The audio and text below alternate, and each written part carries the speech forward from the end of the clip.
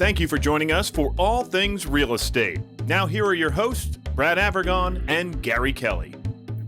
Hi, and welcome to All Things Real Estate. I am Gary Kelly with Lamacchia Realty, and I am joined, as always, by the debonair Brad Avergon with Fairway Independent Mortgage. How are you, Gary? I am doing well, Brad. How about yourself? I'm doing well. Welcome to fall. Fall came in like a football player. Yeah, it did indeed. It did indeed. So what's going on? How's biz? What's happening? So, biz is biz. Not that much of it going on right now. We're a little quiet, and that gives us an opportunity to think about things. But we're not completely dead, and so that's a good thing. I look at some people and I say, they're sucking wind, and it's a cyclical business. What are you going to do? Yeah, it absolutely is. But it's just as important to be steady. Actually, it's better to be steady than be doing nothing. So it's good that you guys are moving. I've got some things going on too, and you're right. It is a cyclical business, and there's a saying. I guess it's a saying: "Make hay while the sun is shining." So sometimes we're flat out, and other times we're able to just keep steady. And as you said, think about things and try to come up with creative solutions to new challenges. I've never been good. Knowing that it's a cyclical business, I ought to be able to say, let's say, the week after Christmas, it's going to be quiet. Okay? It always is. There are some people that have to do something by the end of the year and all that. But generally speaking, it's a quieter time of year. And I've never been one that's been able to say, let's enjoy that time. Let me spend some more time with family. Instead, it's like, there's nothing going on. I got to make more calls. I got to do more emails. I got to do whatever. I couldn't agree more. I used to describe myself as Scrooge after Thanksgiving. I'm like, what do you mean you're talking about getting ready for Christmas? Let's get out there and do some more real estate. Let's buy some properties. Let's do things. So I understand completely what you're saying. So let me, we're recording this at the very end of September, but this won't get shown probably till early October. So it's Halloween. So instead of talking about Christmas, let's talk about Halloween, and let's talk about being scared. Scared, yes. Let's talk about it. I want to share two recent appointments that Sue and I had. And I want to compare and contrast them.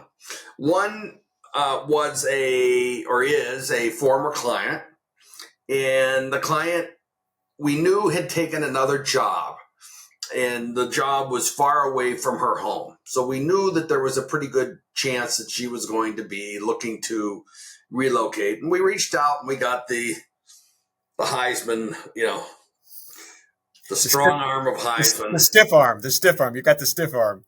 And she called one day and said, "Can you guys come over?" Like, okay, I guess it's time for the show. And we go over ready to do the show. And I don't mean that in a flip way. We went over respectfully, ready to talk comps and everything else.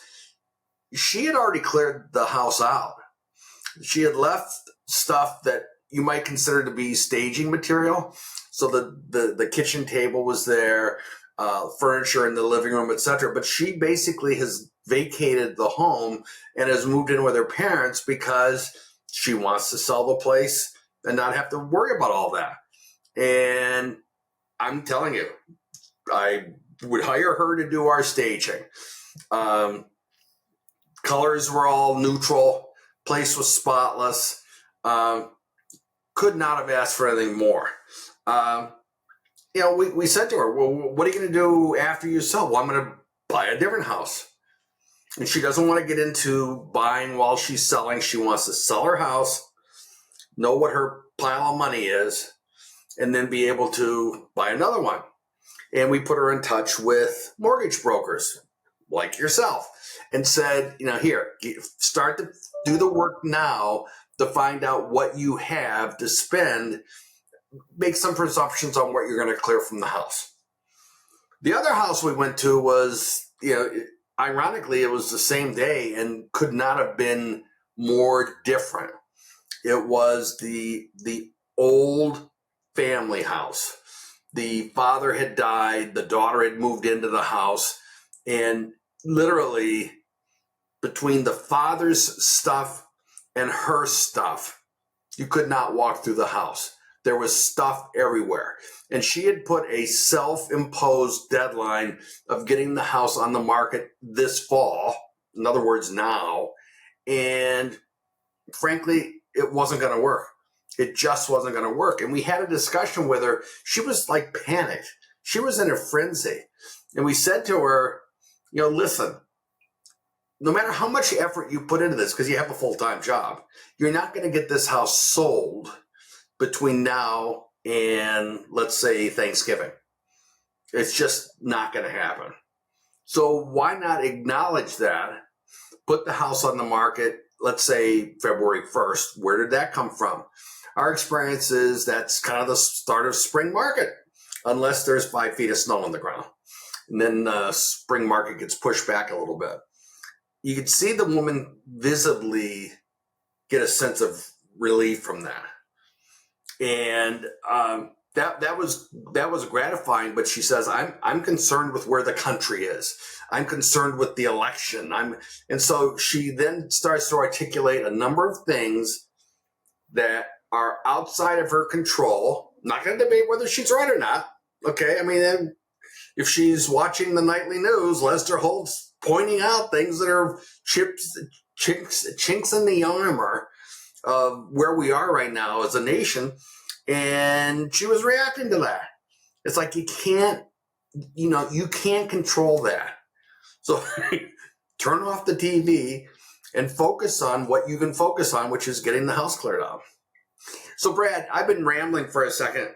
What are your thoughts about that? Those two different scenarios. So it's really fascinating because it really ties into our last, our last segment that we did with the tortoise and the hare. And so often we tell people what they need to do to prepare. We give them the instructions, but so often we feel like they don't hear us. And then all of a sudden we get into that little bit of a scramble.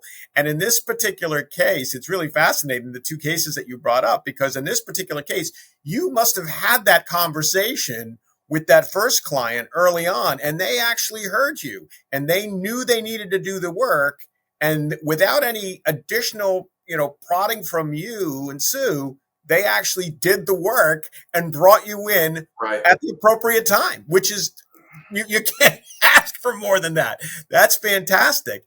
The second client was so overwhelmed by, number one, what they had to do and had not laid out a stepped approach to getting to their goal, and just saw the goal line. I got to run for the goal line despite all, we'll use the football analogy, despite all the defensive players that are in my way. I'm just going to go straight down that goal line. And that created anxiety, as it would for anybody. Right.